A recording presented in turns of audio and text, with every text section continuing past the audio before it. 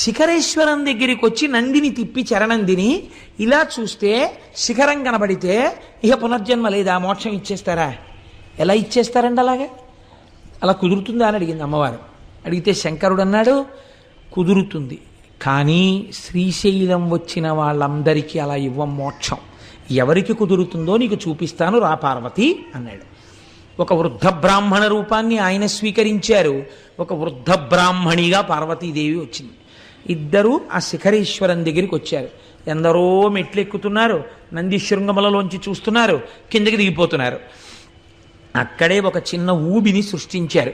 అందులో ఈ వృద్ధ బ్రాహ్మణుడు దిగిపోతున్నాడు. ఆ ఒడ్డున ఉన్నటువంటి వృద్ధ బ్రాహ్మణి అంది, మా ఆయన దిగబడిపోతున్నాడు, నా పసుపు కుంకాలు కాపాడబడాలి కదా, అందుకని ఒక్కసారి ఎవరైనా చెయ్యిచ్చి పైకి లాగండి, నేను వృద్ధురాలను, నా భర్తని పైకి లాగలేకపోతున్నాను